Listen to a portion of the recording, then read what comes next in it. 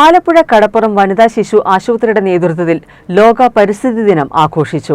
ആശുപത്രി കോൺഫറൻസ് ഹാളിൽ നടന്ന പരിപാടി ഹരിത കേരളം മിഷൻ ആലപ്പുഴ ജില്ലാ കോർഡിനേറ്റർ KS രാജേഷ് ഉദ്ഘാടനം ചെയ്തു.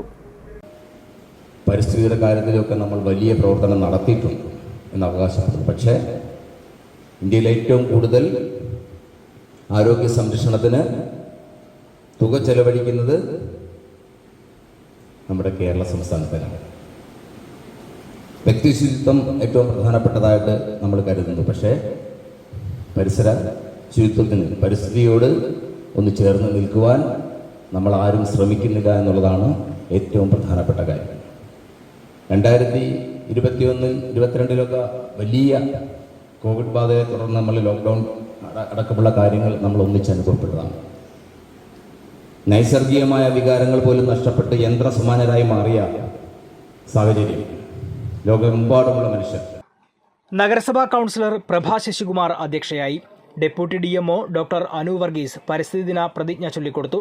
Blood centre medical officer doctor Manish Nair, nursing superintendent K Sudha, health inspector S Jayakrishnan എന്നിവർ സംസാരിച്ചു. പരിപാടിയുടെ ഭാഗമായി തുണിസഞ്ചി വിതരണം, വൃക്ഷത്തൈ നടീൽ, നഴ്സിംഗ് വിദ്യാർത്ഥികളുടെ വിവിധ കലാപരിപാടികൾ എന്നിവയും നടന്നു. ഇതോടൊപ്പം കടപ്പുറം വനിതാ ശിശു ആശുപത്രിയുടെയും ദക്ഷിണ റെയിൽവേ ആലപ്പുഴ വിഭാഗത്തിൻ്റെയും സംയുക്താഭിമുഖ്യത്തിൽ ആലപ്പുഴ റെയിൽവേ സ്റ്റേഷനിൽ പരിസ്ഥിതി ദിന പ്രതിജ്ഞയും റാലിയും തുടർന്ന് ഫ്ലാഷ് മോബും സംഘടിപ്പിച്ചു. റെയിൽവേ വിഭാഗം ജില്ലാ medical officer doctor Tobin Dominic, station master Shyamkumar, Rakhi, Reshmi S Omanakuttan, Rejimon Kumar തുടങ്ങിയവർ പങ്കെടുത്തു. ACV news, Alappuzha.